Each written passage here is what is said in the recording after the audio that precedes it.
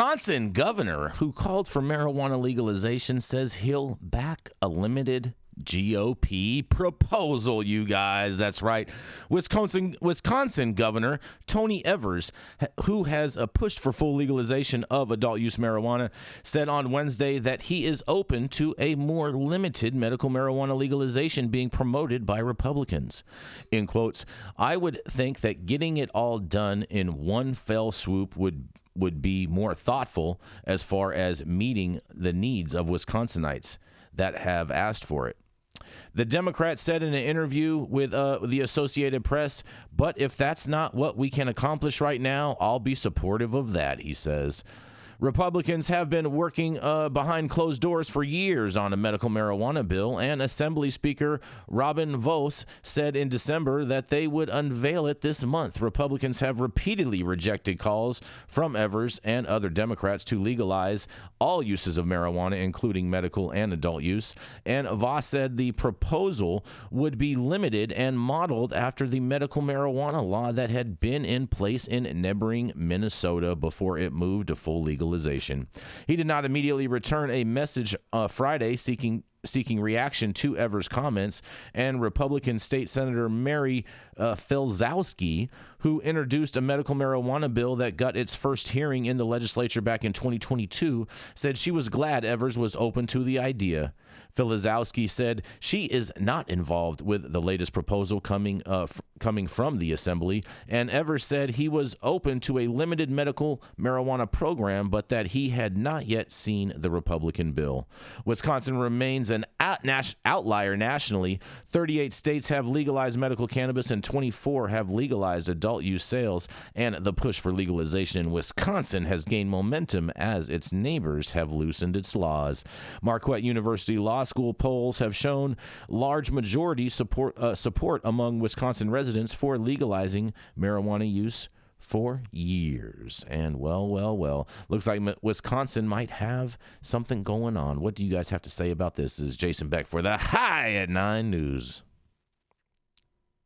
They're about 30 years behind. This is pathetic. And the incremental change here is an insult to the world as well as to the will of the voters and the populace of this country. And this notion that he's open to a limited program shows that really he doesn't represent the people.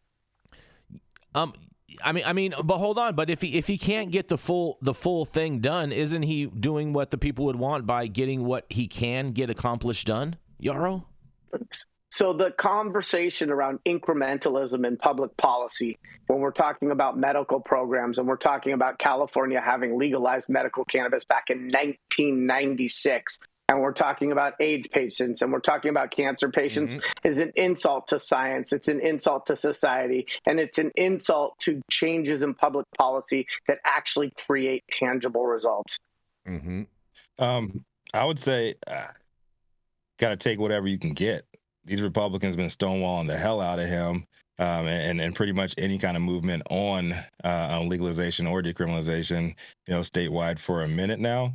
And I mean, I can just see them be like, okay, we need something. We need some kind of win. Yeah, they need to get some kind of win. He's like, hey, I can't get a win with full on. So let me just take a win and move along, and maybe we can get some more members in the next legislature and do it all over again. Yeah, I think it's time to be a little bit more angry than that. Always moving forward.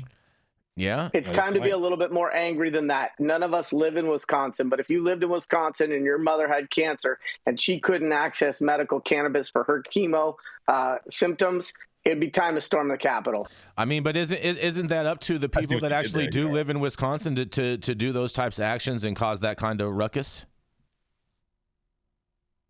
So then you're ultimately are blaming the advocate community in Wisconsin then, Yarrow, for not being advocating enough. That's blaming the victims right there. No, I don't think that's what Yarrow's saying, but I think encouraging, if you don't shoot for the stars, you're never going to catch the moon. If you only ask for the moon, you're never going to leave Earth. So I think we have to take the wins we get and continue to demand more. I think two things are true at the same time, and Americans are great at cognitive dissonance. So that's really correct. I mean, nobody